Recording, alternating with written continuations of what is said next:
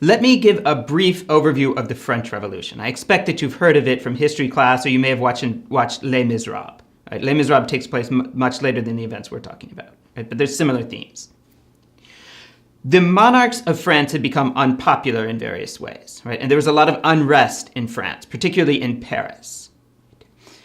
The bourgeoisie, right? So what was called the Third Estate, which represented the commoners in the French, more or less the equivalent of a parliament, were unsatisfied with their privileges, right? And they were unsatisfied with the kings. They brought the king back from Versailles, from his palace at Versailles, and brought him and his family and held them prisoner. Okay.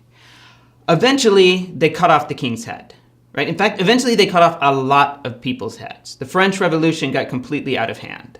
Right? It got to the point where basically there were massacres. Okay, there was a certain amount of oppression, and I mean, in one case I remember reading there was an innkeeper who'd sold bad wine to the leaders of the revolution, right? And he had his head cut off. Burke is writing before all of that happens, right? Which was one of the remarkable things about Burke, is Burke saw which way things were going. Right?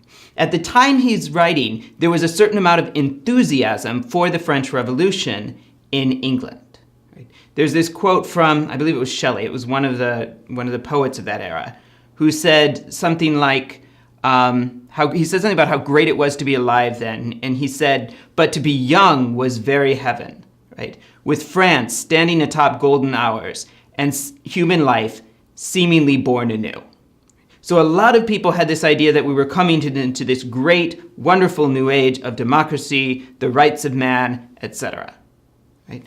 Burke was not so enthusiastic, right? And in other segments, I'm going to explain why.